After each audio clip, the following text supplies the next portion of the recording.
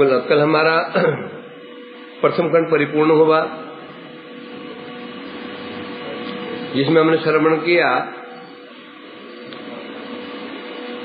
भगवत कृपासार आलय निर्धारणम।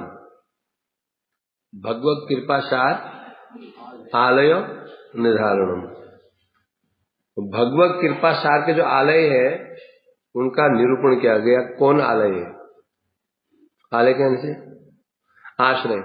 भगवान की जो पूर्णा का जो सार है उसके जो आश्रय अर्थात उनकी कृपा पात्र कौन है, तो सिद्ध किया गया। और अंत में हम जहां पहुंचे लक्ष्य पे, वहां यह पता चला श्री गोपियां ही भगवान की कृपा सार करुणा आलय। अब ये और यहाँ पर तो फिर ये हम कहा था, उन्होंने माता को कहा था, माते आप भी गोपियों जैसी भक्ति कीजिए कृष्ण की। जो भक्ति गोपियों ने की थी वही भक्ति कीजिए। और उसके लिए भी एक बड़ी महत्वपूर्ण बात बताई थी, गोपियों का अनुगत्य कीजिए। उन्होंने कहा था गोपियों की महिमा समझूंगी ऐसे में, तो समझाओ। महिमा नहीं समझूंगी तो श्रद्धा नहीं बनेगी मेरी। तो बोले गोपियों की महिमा मैं तो क्या, मेरे गुरुदेव भी वर्णन नहीं कर पाए पूरा। एक काम कर सकती हो। क्या काम कर सकती हो? कृष्ण भक्ति कीजिए, भगवान की भक्ति कीजिए। भगवान की भक्ति के बल से गोपी की महिमा समझ सकती हो। फिर एक अंत में कहा था भगवान की महिमा और भक्ति की महिमा जानने से प्रेम भक्ति प्राप्त होती है। ये कॉमन नियम शास्त्र का है। भगवत और भगवान की महिमा जानने से प्रेम भक्ति प्राप्त होती है, ये कहा था। परंतु इसके ऊपर एक रहस्य था, और रहस्य था गोपियों की भक्ति करने से, गोपियों की महिमा जान लेने से भगवत महिमा और भक्त महिमा स्वतः ही क्या ज्ञान प्राप्त हो जाएगा। अब द्वितीय खंड का प्रथम खंड, ये द्वितीय खंड शुरू हुआ है। इसका प्रथम खंड, ये दो खंड है, इसके प्रथम खंड द्वितीय खंड, प्रथम खंड शुरू हो रहा है। प्रथम भाग है द्वितीय खंड, प्रथम भाग है। इसका जो शीर्षक है श्री गोलोक महात्म्यम। पहले इतिहास जानो। ये जो प्रसंग है श्री जन्मेजय उवाच, जो बृहद भागवतम हम भागवतम में सुन रहे हैं, हमारे समक्ष से परिवेशन कौन कर रहा है? कौन कर रहा है?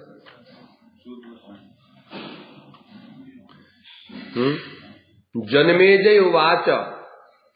ये कथक वास्तव में ये जो प्रसंग है जन्मेजय और जैमिनी प्रसंग है।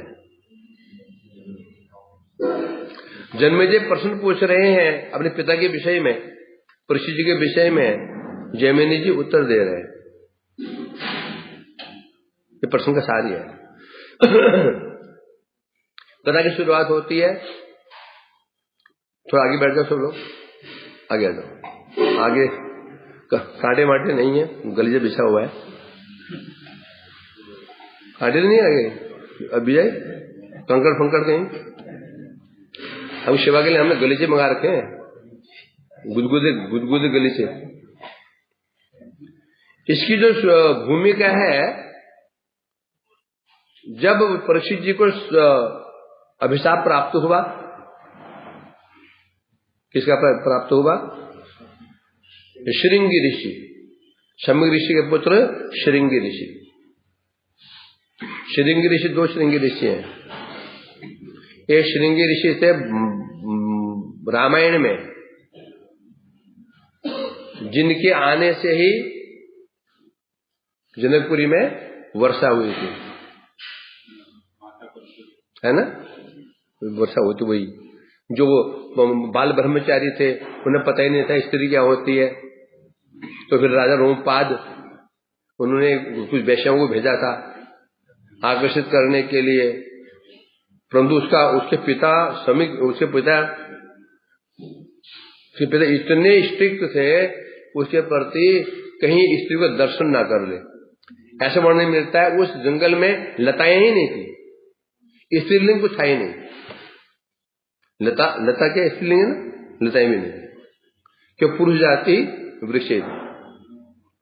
इन्हें संभाल कर रखा था उन बच्चे को उन्होंने, मुझे पता नहीं, स्त्री भी को पता ही नहीं था। तो घटना बता रहा हूं तो प्रसंग बचता। तो जब रोमपाद ने उसको, वशिष्ठ ने कहा एक ऋषि पुत्र है यहां आ जाए, वर्षा हो सकती है, वही थे सिंह ऋषि। तो वैसे गई सुंदरियां, जब ऋषि के बाहर गया था कामधाम में, तो जंगल में तपस्या ध्यान करने के लिए, तो उन्होंने उनके सामने गई, बड़ा आश्चर्य पड़ गया, इतने सुंदर ये पुरुष कौन है, अपने दोनों को देख रहा है, पर अंतर कुछ मेरे में कुछ अंग है, उसमें कुछ और अंग है, कुछ अंगों में कुछ अंदर देख रहा हूं। उन्होंने कुछ उनको मिठाइयां भी दी, खाए, बड़ा अच्छा लगा उसको, इतने स्वादिष्ट, ये फल कौन सा है, ये कौन से फल है? बोला हमारे तो जंगल में फल होते नहीं है। इस तरह 2-3 दिन हमारा आई हो, उसको चस्का लगा दिया, लेके चली गई सिंह ऋषि को। और वहां जाती वर्षा शुरू हो गई, तो उनके पिता विमान ऋषि बड़े क्रुद्ध हुए, पहुंचे उधर, वो मित्र वहां पहुंचे रोमपाद के राज्य में। तब वहां वशिष्ठ जी ने उनको क्षमा याचना की। तब रोमपाद की पुत्री शांता, पर विदुषी महिला थी, उनसे विवाह हुआ। एक ये श्रृंगी, ये श्रृंगी दूसरे श्रृंगी हैं, ये शमी ऋषि के पुत्र हैं। जब राजा परीक्षित जी ने भगवान की प्रेरणा से शमी ऋषि गले में मरा हुआ सर्प डाल दिया, और यह जब ये ज्ञात हुआ, उनके पुत्र श्रृंगी बच्चे ही थे भी, वो बड़े क्रुद्ध हुए, उन्होंने अभिशाप दे दिया, जिसने मेरे पिता गले में मृत सर्प डाला है, 7वें दिन उसको यही सर्प तक्षक सर्प उसको डसेगा। तक्षक सर्प बहुत उच्च कोटि के सर्प होते, डसेगा। वही हुआ, डस दिया, घटनाएं बहुत हुई। जब जन्मेजय का जन्म हुआ, उसे यह पता चला मेरे पिता को सर्पों ने डसा, तो उन्होंने एक यज्ञ शुरू किया अपने पुरोहित के द्वारा, वशिष्ठ यज्ञ करो, सर्प यज्ञ करो। यज्ञ किया तो जितने सर्प थे पूरे विश्व में, जहां जहां थे, धपाधप करके वो अग्निकुंड में गिर के भस्म हो रहे। जो तक्षक, जो असली तक्षक जो था, तक्षक, यहां जन्मेजय तक्षक के शत्रु क्यों बन गए? क्योंकि जब अभिशाप मिल गया तो बड़े बड़े ऋषि, बड़े बड़े ज्ञाता, सर्पों के ज्ञाता आने लगे कि भाई परिषद जगह सभा में अपने कुछ हम चमत्कार दिखाएंगे और कुछ पुरस्कार पाएंगे। तो उस समय जब 7वां दिन बीत रहा था, तो तक्षक ने ब्राह्मण का वेश बनाया, कि ब्राह्मण का वेश बना के वो आ रहा था, और इधर मार्ग में देखा एक कश्यप ऋषि, ये कश्यप, दूसरे कश्यप ब्राह्मण, एक ब्राह्मण कश्यप नाम ब्राह्मण आ रहा था, दोनों की भेंट हुई। तो उसने पूछा, तक्षक ने पूछा, आप कहाँ जा रहे हैं? आप सुना नहीं है, परीक्षित जी को अभिशाप प्राप्त हुआ है, और जो उनको बुझा लेगा उसको मुंह मांगा पुरस्कार मिलेगा। तो उसने कहा, तक्षक मैं ही हूं, तो तुम बचा लोगे? अवश्य बचा लूंगा।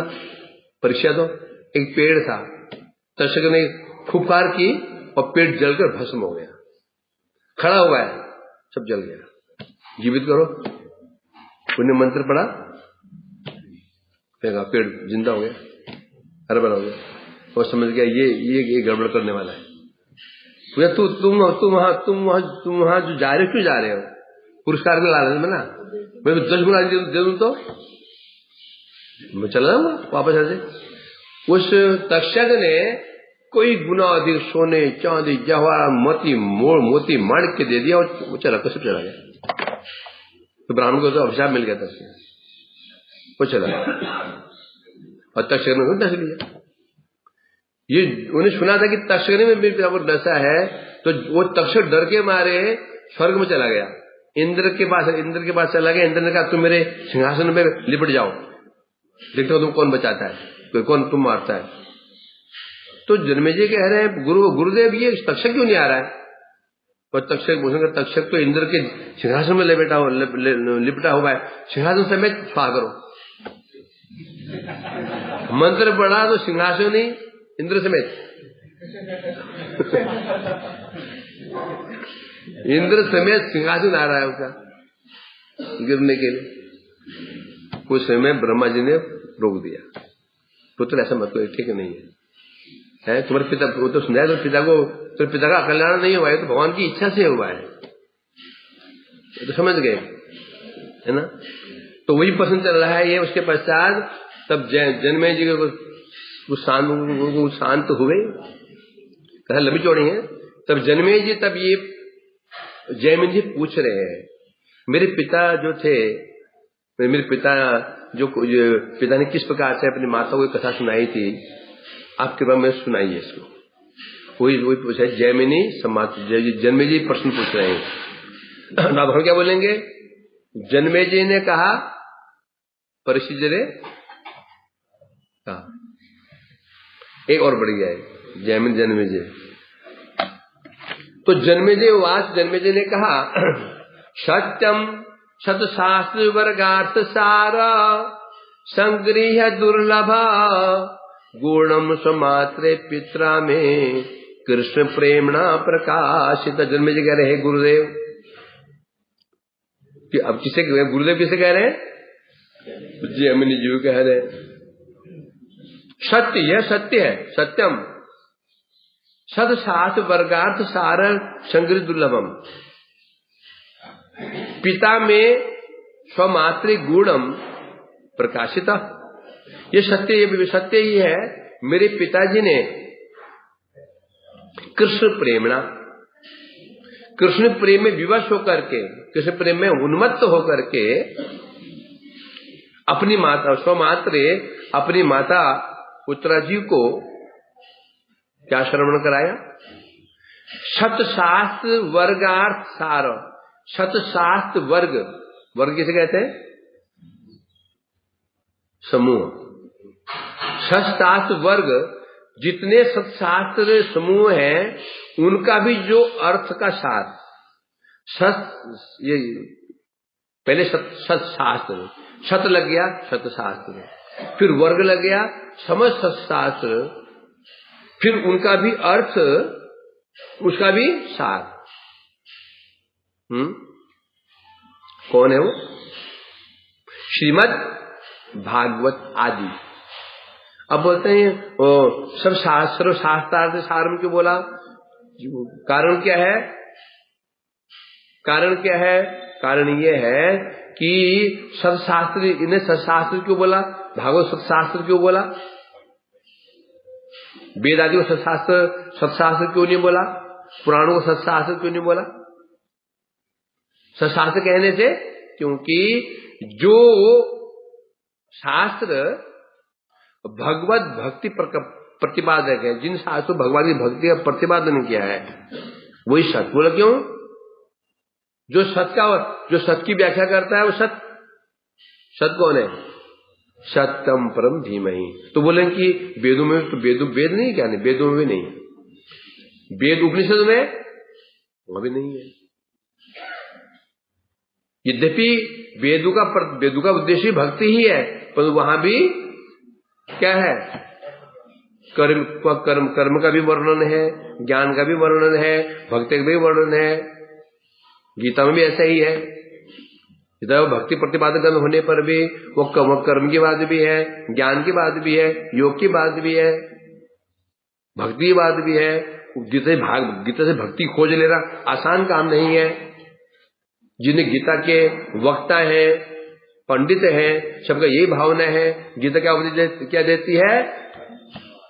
जन्म जन्म भूमिश्च स्वर्गाद युगरीयस, देश सेवा, समाज सेवा, मैक्सिम मुक्ति। तो सत्शास्त्र नहीं है। तो सत्शास्त्र कौन है?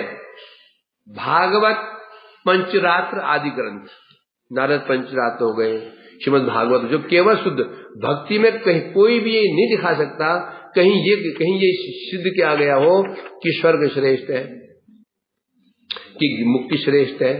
खंडन जरूर किया गया जो पंचरात्र ग्रंथ होते हैं उनमें, और भागवत, ये सत्शास्त्र है। इसलिए बता रहे हैं सत्शास्त्र वर्गार्थ, जिनमें सत्शास्त्र वर्ग है उनका भी जो सार है वो कौन है? श्रीमद् भागवत आदि है। तो जो शास्त्र है उनका भी जो दुर्लभ, उनका भी जो दुर्लभ और गूढ़, दुर्लभ और गूढ़ है, दुर्लभ और गूढ़ जो सार भाग है उसको मेरे पिताजी ने स्वयं संग्रह, स्वयं ग्रहण किया। पहले ग्रहण करके स्वमात्रे अपनी माता उत्तरा को सुनाया था। इसमें कितनी महत्वपूर्ण बातें हैं आगे क्लियर होंगी इस श्लोक में।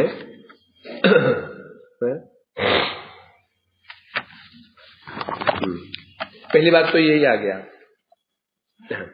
स्वप्रेमणा, कृष्ण प्रेमणा बता रहे यहां पर। उन्होंने भागवत के सार को ग्रहण कैसे किया बता रहे यहां पर, कृष्ण प्रेमणा, कृष्ण प्रेम में उन्मत्त होकर के, है ना। सदशास्त्र वर्गार्थ सार संग्रह दुर्लभ, अथवा जो मेरे पिताजी ने अपनी माता उत्तरा जी को कृष्ण प्रेम में उन्मत्त होकर के भागवत के जो सार को ग्रहण किया, ग्रहण करके जो फिर उनको सुनाया था वो भागवत है। अब यहाँ पर आते हैं दिग्दर्शनी टीका। टीका किसकी है? टीका कौन लिखा है? ये ऐसे ग्रंथ है, ग्रंथ रचयिता भी वही है और टीकाकार भी वही है, इसलिए ये इसमें कोई संदेह नहीं होगा। होता क्या है, श्लोक किसने लिखा, टीका किसने लिखी, तो उसमें थोड़ा समस्या खड़ी हो जाती है, क्योंकि श्लोक के अनेक अर्थ हो सकते हैं एक श्लोक के, क्योंकि श्लोक के अर्थ क्या होते हैं, एक ही शब्द उपसर्ग पढ़ते के अनुसार अपने अर्थ को बदल देता है। फिर माने हरण करना, आगे ऊपर लग गया तो फिर उपहार देना, ऐसा होता है।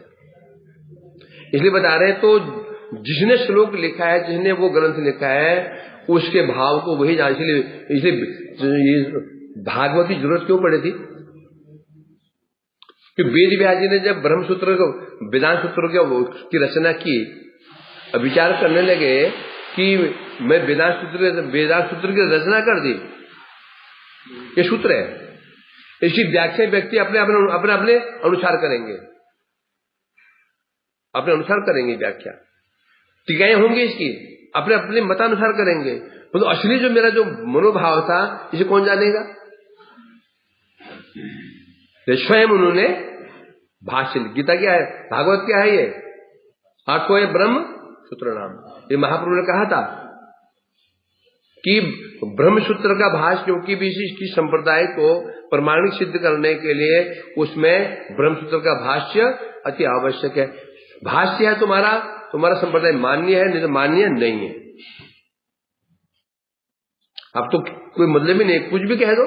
पहले ऐसा होता था, संप्रदाय मान्य है, तुम मान्य हो, तुम्हारा सम्मान होगा, तुम बातें सुनी जाएगी। यदि तुम्हारा संप्रदाय मान्य नहीं है, फिर तुम कितने पंडित क्यों नहीं हो, तुम्हें सभा में स्थान नहीं मिलेगा। ऐसा नहीं कि कहीं भी सुन लो, कहीं पढ़ लो, कुछ भी कह दो, ऐसा नहीं होता। जगत में ऐसे ही है, कैसे बताओ?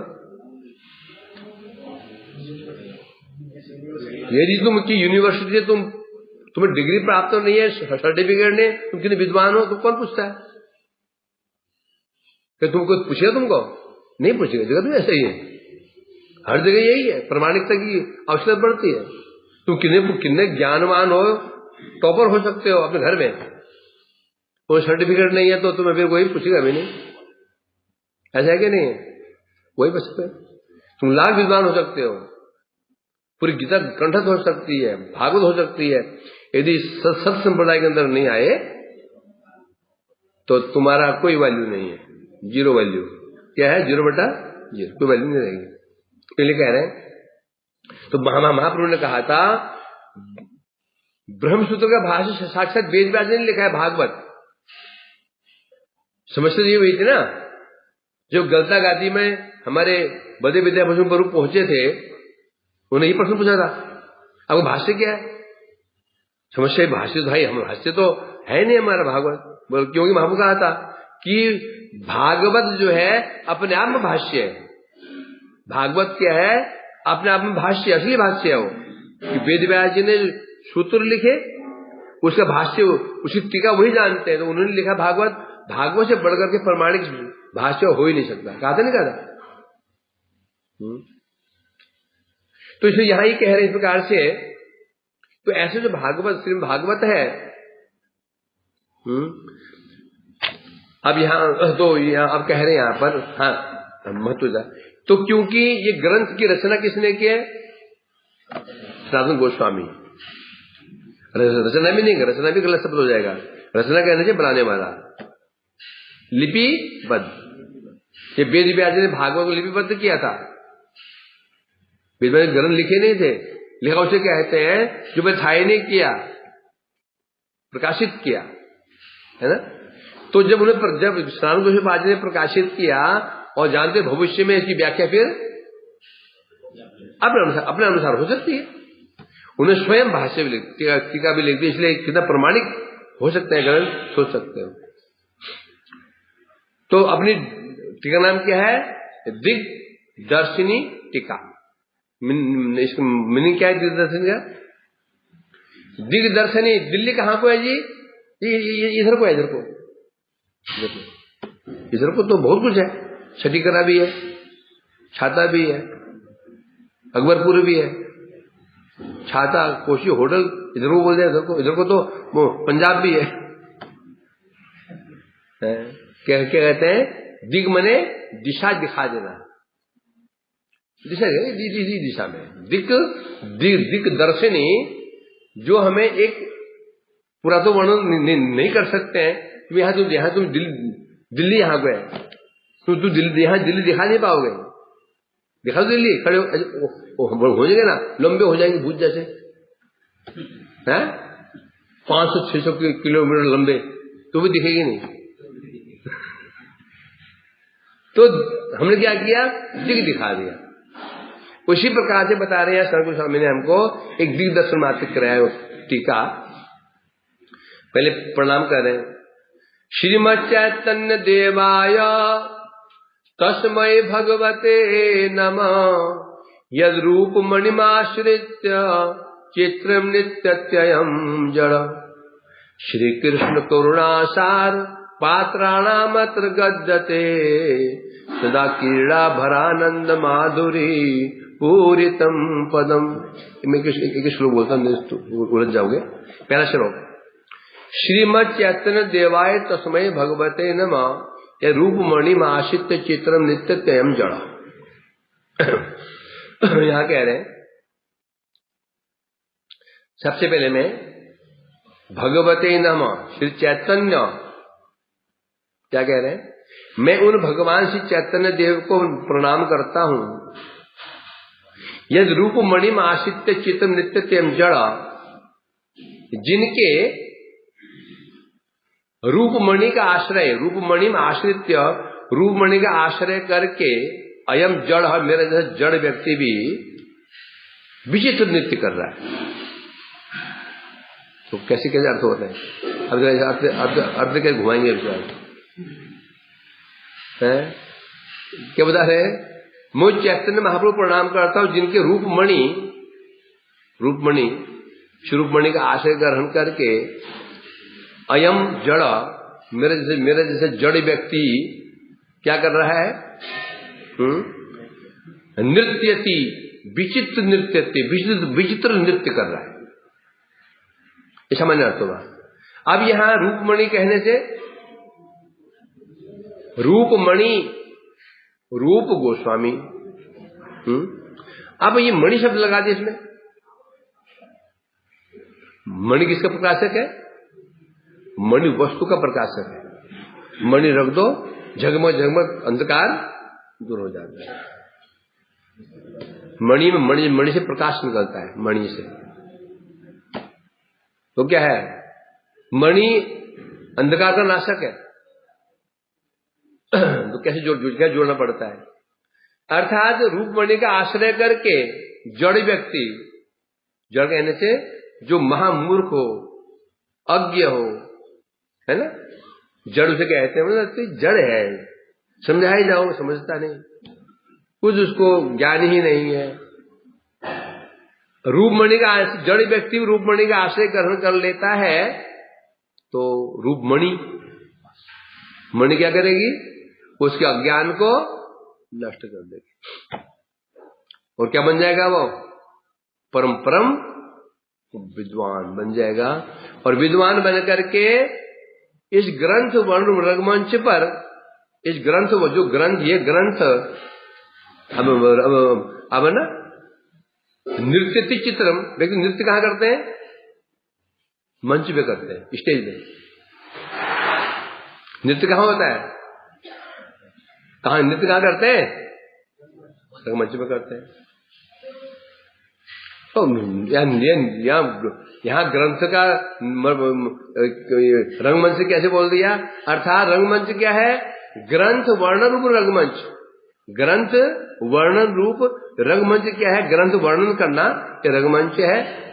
इस पर जड़ व्यक्ति भी, जड़ में अधम, जड़, मूर्ख, वो व्यक्ति भी विशुद्ध रूप से नृत्य करने में समर्थ हो सकता है। क्या बोले बड़ा?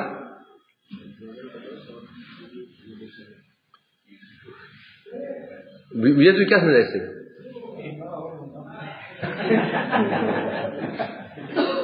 और बोलना होता है तो आसान समझाता हूं।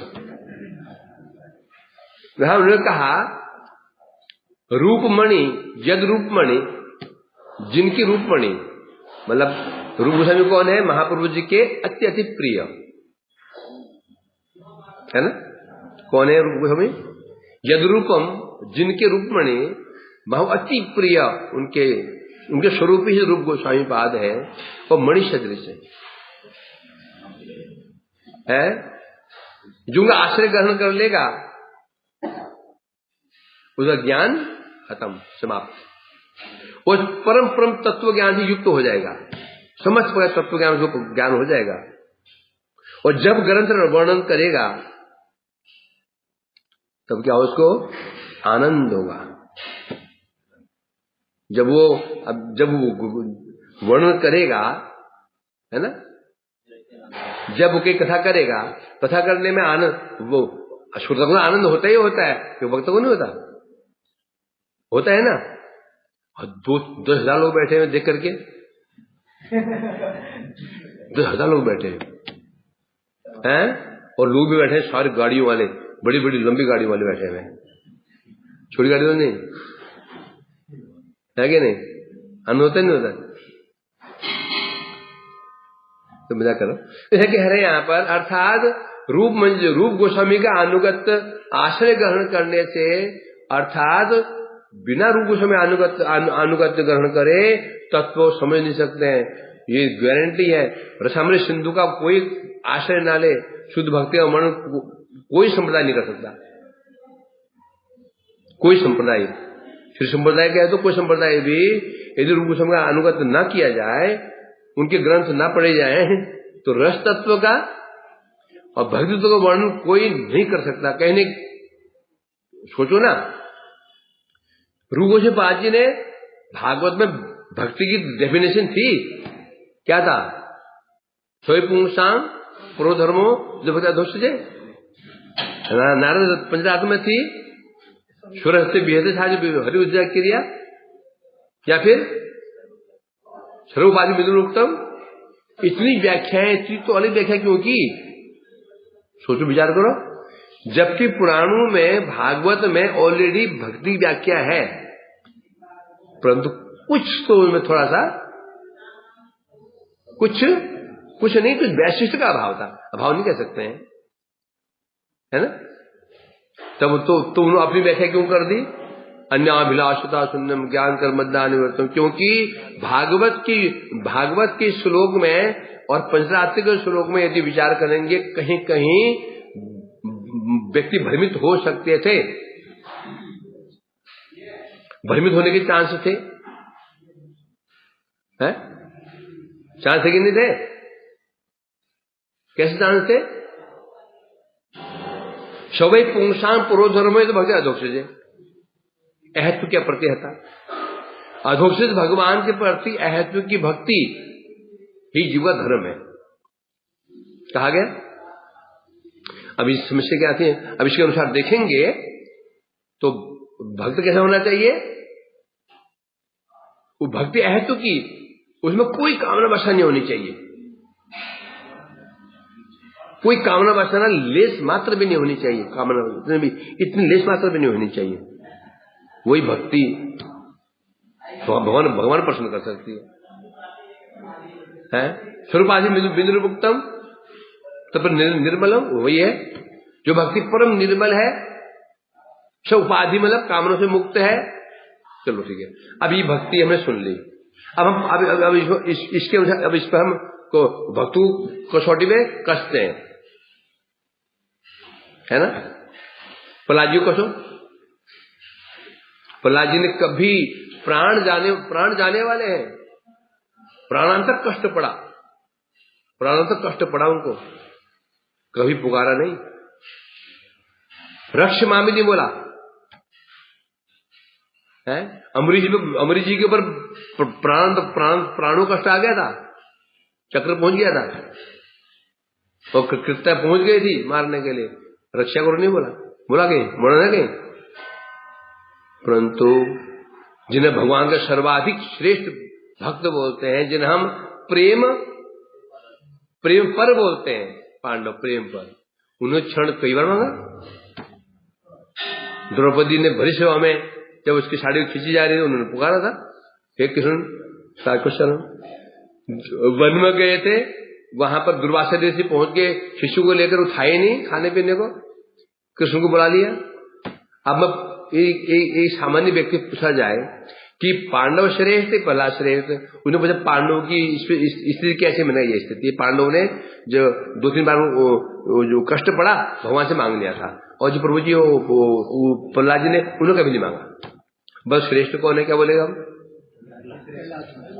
स्वाभाविक स्वरूप है, बोला प्रहलाद जी श्रेष्ठ है, क्योंकि प्रहलाद जी कभी नहीं मांगा और पांडवों ने मांग लिया। तो पांडव भक्ति है तो की हुई नहीं। कितना बड़ा दोष था, देखो कितना बड़ा दोष था, कितनी बड़ी कमी थी। हमारे पास कोई भी पॉइंट ही नहीं है, हम उनको सिद्ध कर पाए नहीं जी नहीं। पांडव से उन्होंने एक शब्द लगा दिया इसमें, क्या? अन्याभिलाषिता शून्यम। अन्याभिलाषिता, अन्याभिलाष बुरी चीज नहीं है, अन्याभिलाष बुरी चीज नहीं है। बुरी अभिलाषिता मतलब कि स्वभाव बुरा, मांगना बुरी चीज नहीं है, मांगने का स्वभाव बुरी चीज है। भाई तुम अगर हमारे में होता है, बाजार में गए और जूस का ऑर्डर दे दिया, तो 25 रुपए जेब पड़े में, तो देखा हमारे को गृहस्थ भक्त निकल रहे हमारे। प्रभु जी सुनो माता जी, अब वो जूस मुख में लगा लिया तो 25 रुपए मिलेंगे क्या? 25 रुपए चाहिए, बस 25 रुपए का सवाल है? मांगना बुरा है क्या? मांगना क्यों बुरा बन जाता है? स्वभाव। इसलिए यहां अन्याभिलाषिता कहा गया। व्याख्या पहले हो चुकी है, तुम तो जानते ही हो। अभिलाषी क्या दिखाता है? स्वभाव को। वीरता, वीरता, लघुता, गुरुता, अभिलाषिता बोलते ना, है ना। अर्थात भाववचक। अभिलाष बुरी चीज नहीं है, जैसे वीरता है ना। वीरता किसे कहते हैं? स्वभाव। वो स्वभाव भी है वीरता का। एक दो बार युद्ध गलती से तलवार घुमाई तो शत्रु का सिर कट गया, वो बचने के लिए पीछे, तलवार बचने के लिए पीछे हटाई और गले लग गई, शत्रु को मर गया। बोले वो वीर है। अगले युद्ध में भाग के आ गया तलवार भी फेंक करके। स्वभाव अन्य अभिलाष में न होता है कि कुछ चाहना बुरी चीज नहीं है, स्वभाव नहीं होना चाहिए, दोष अभिलाषता नहीं होनी चाहिए। देखो अब पांडवों के अब प्रश्न होता है, पांडवों का स्वभाव था मांगने क्या, ये प्रमाण करोगे? ये स्वभाव होता है पहले हारते ही नहीं हो, है ना?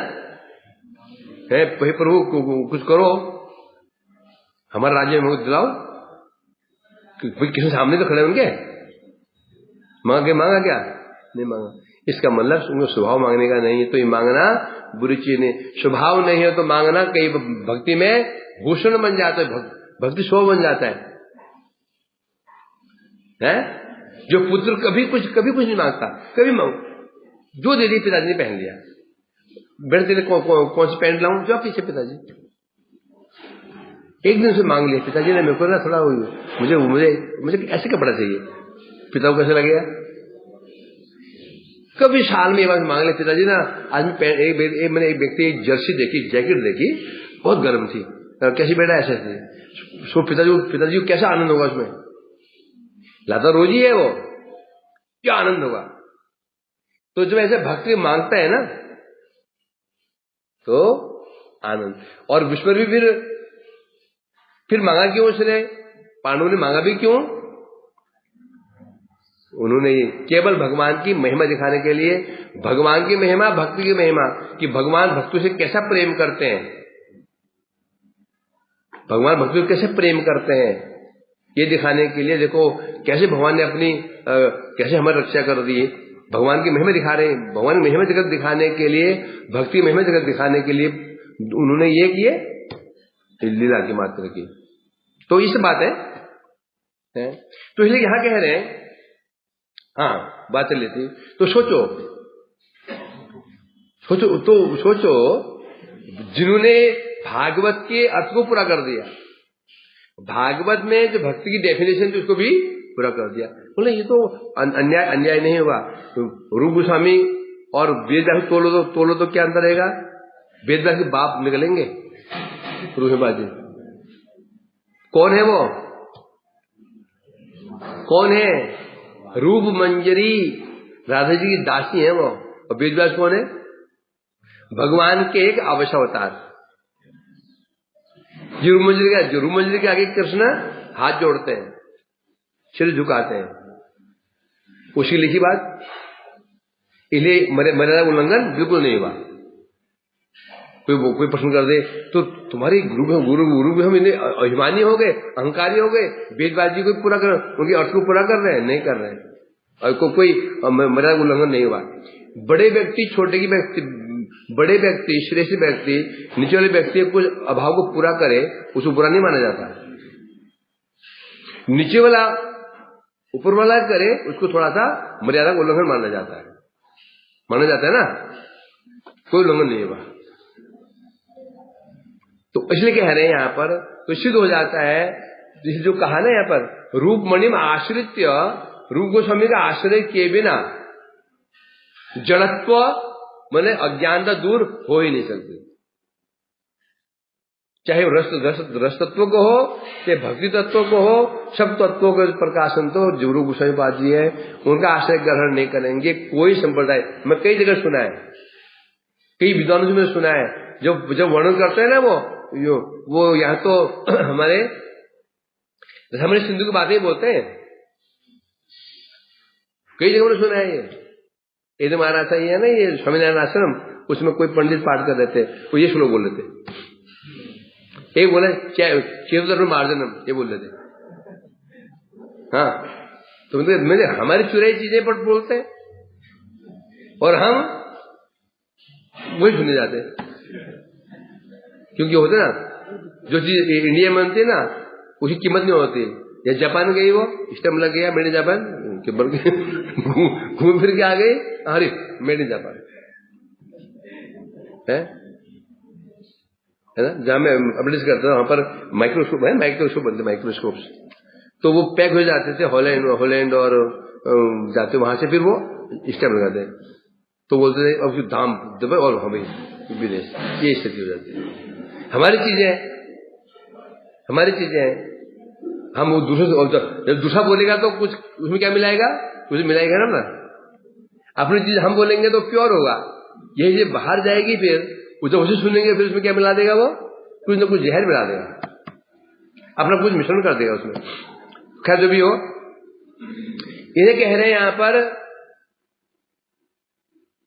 तो अब यहां सामान्य अर्थ तो ऐसे लग रहा है यहां पर अयम जड़ कह रहे हैं, अयम मतलब यह स्वामी गोस्वामीपाद जी कह रहे हैं जिन गोस्वामी अनुगत्य करके मैं जड़ व्यक्ति भी, मेरे जैसा जड़ व्यक्ति भी ये ग्रंथ रूप वर्णन करने में समर्थ हुआ है। स्वयं देखो इसे वैष्णव होता है। श्रेष्ठ कौन है? रूप सनातन श्रेष्ठ है। और यह रूप गोस्वामी क्या कह रहे हैं? आश्रित देकर मैं है। तो इसलिए कह रहे हैं यहां पर, परंतु संबंध के अनुसार तो इस जगत में श्रेष्ठ स्वामी गोस्वामी है, परंतु निजी लीला में श्रेष्ठ कौन है? इस जड़ जगत में श्रेष्ठ बोलेंगे तो पद के अनुसार तो वही श्रेष्ठ तो स्वामी गोस्वामी बड़े भ्राता है। निजी लीला में श्रेष्ठ कौन है? फिर रूप मंजरी में श्रेष्ठ है, वो दो दृष्टिकोण ले लो। तो यहां ये कह रहे हैं, यहां उन्होंने अपने आप को जड़ बोल दिया, परंतु वास्तव में क्या बता रहे हैं? मेरे से जड़ व्यक्ति भी जिन रूप गोस्वामी का अनुगत्य पाकर के, कृपा पाकर के ये ग्रंथ पढ़ने रूप रंगमंच पर नृत्य कर रहा है, आश्चर्यपूर्ण नृत्य कर रहा है। जो मैं ग्रंथ लिख रहा हूं, पढ़ने जो रचना कर रहा हूं, इसमें जो नृत्य मतलब क्या हो गया? आनंद अनुभव कर रहा हूं। ये कैसे कर रहा हूं मैं? रूपम आश्रित्य। हाँ, अब यहां पर जड़ कहा था हमने। जड़ किसे होते? जड़। तो यहां पर हमने उसको अज्ञान क्यों जोड़ लिया? मणि शब्द है। मणि जो होता है प्रकाशक होता है। मणि क्या होती है? प्रकाशक। रूप मणि, रूप गोस्वामी के यहां पर क्या तुलना की गई है? मणि की। जैसे हमारे नित्यानंद जी को क्या गया ना, क्या कहीं पर उनकी तुलना किससे की गई है? बलात् संसार, क्या सुदाम्बो, क्या कुंभोद भव, कहीं उनको कुंभोद भव अगस्त ऋषि से तुलना की गई, तो कहीं तुलना की तिमिर हर सूर्य से तुलना की गई, कहीं पर सिंधु उन्नति कुमुद बंधु, जो समुद्र को बढ़ाने वाला है, तो कौन बढ़ाता है? चंद्र। वहां तुलना की गई थी ना अष्टक में, कि कैसे वो तुलना की गई। अगस्त ऋषि महानित्यानंद जी कौन है? अगस्त ऋषि के समान है। कौन है? सूर्य के समान है। कौन है? चंद्र के समान है ना। उसी प्रकार से बता रहे हैं यहां पर, उनको तुलना दी गई है मणि क्या करती है? प्रकाश करती है, जगमग करती है। और प्रकाश मतलब क्या होता है? प्रकाश करती मतलब क्या हो गया? प्रकाश क्या प्रकाश करती है? जब हम कमरे में जाते हैं, हमें मैं कौन हूं ज्ञान नहीं होता। मैं कौन हूं पता होता है? मैं कौन, मैं कैसा हूं पता होता है? अब दिखाते हैं हम लोग, मैं काला हूं, गोरा हूं, अपने को देख नहीं पाते हैं और कमरे की वस्तु को देख नहीं पाते हैं। देख पाते हैं क्या? नहीं पाते हैं। लाइट जलाओ तो अच्छा भाई, मैं तो ये पीला स्वेटर पहन रखा है, स्वेटर पीला है, और सामने एक कुर्सी यहां रखी हुई है, ये होता ना। ये तो ज्ञान होता है। अभी हम लोग अंधकार में है। कौन अंधकार में है? मैं कौन हूं, कहां का हूं, मैं देख नहीं पा रहा हूं। और जो वस्तु में है, इन वस्तु में देख रहा हूं, ये वस्तु में देख पा रहे नहीं देख पा रहे? इन वस्तु को देख पा रहे नहीं देख पा रहे? हम आम को हम देख पा रहे नहीं देख पा रहे? खाते तो हैं, हलवा खाओगे रात को, देखो नहीं देख पाओगे? हैं? नहीं, लाइट में नहीं देख पाओगे, नहीं देख पा रहे। देखते भी नहीं देख रहे, क्योंकि हम क्या सोच रहे हैं, ये घर मेरा है, नहीं देख रहे। ये घर जो मेरा है बोल रहे हैं, तो घर को अपना देखना ये गलत बात है। घर मेरा है ही नहीं। ये पुत्र मेरा है, पुत्र देख रहे हैं, नहीं देख रहे हो। देख, पुत्र मेरा है तो देख रहे हो ना, तुम नहीं देख रहे हो। ये तुम कौन हो जी? मैं इंडियन हूं, तो अपने को नहीं देख रहे हो। देखना किसे कहते हैं? यावान हम यथा भावो या ध्रुव गुण कर्म कहा। किसी वस्तु यथायथ होता है, यथायथ एज इट इज जानना होता है। ये देखना कहते हैं इसको। हम संसार को नहीं देख रहे हैं। जो संसार का स्वरूप क्या है? संसार कौन है? भगवान की भोग की वस्तु। ईशावास्यम एकदम सर्वम, ये देखना कहते हैं। साधु गोस्वामी के बेवकूफ थे कि आमी, मैं कौन हूं? लो, हद हो गई, मैं कौन हूं पूछ रहे हैं। तो हम नहीं देख रहे हैं, ना तो अपने को देख पा रहे हैं, न वस्तु को देख पा रहे हैं। निधि पर हो गया, मैं अपने आप को एक मनुष्य पुरुष मान रहा हूं, इन वस्तु अपना भोग की वस्तु मान। यही है नहीं देखना, यही है हम नहीं देख रहे हैं। हम अंधे हैं, हम अंधे हैं। तो यहां कह रहे हैं, यहां पर रूप मणि का आश्रय ग्रहण करने से हमारा अंधकार दूर हो जाए, तो समझ पाएंगे अच्छा मैं तो भगवान का दास हूं, और जितनी जगत में वस्तु है भगवान की भोग की वस्तु है। मैं भी भगवान का भोग्य हूं, ये वस्तु भगवान की भोग्य वस्तु में है? और जिनने और मेरे अलावा जो जीव, तीन चीज है ना, एक मैं हो गया, एक जड़ वस्तु हो गई, और दूसरे जीव हो गए। तीन चीज है जगत में। एक मैं, मेरे घर वाले, घर की वस्तु में अंधकार था, मैं देख नहीं पा रहा था कि मैं कौन हूं, मेरे घर वाले कौन है। लाइट जलाई, देखा कि मम्मी बैठी कुर्सी, मम्मी बैठी है, पलंग बाप बैठा हुआ है। देखो है? और वहां पर फ्रिज रखा हुआ है दाईं तरफ। मैं तीन चीज देखी। क्या देखी? पहले अपने को देखा मैंने स्वेटर, लाल स्वेटर पहन रखा है। बस हम दृष्टि मां पर गई, मां ने काला छोड़ ओढ़ रखा है, पिताजी ने जैकेट पहन रखी है, और फ्रिज वहां रखा हुआ है। तीन चीज देखी, ऐसे है कि नहीं? ये तो है। तो यहां कह रहे हैं अभी हम नहीं देख रहे हैं। अब अर्थात मैं कौन हूं? जब हम देखें मैं भगवान का दास हूं, जितने जीव है भगवान के अंश है, मेरे बंधु बांधव हैं, और जो वस्तु जगत की है भोग की, भगवान की भोग की वस्तु, इसे कहते हैं देखना। चलो इसको गलत, आज की आज हमारा प्रारंभ हुआ है।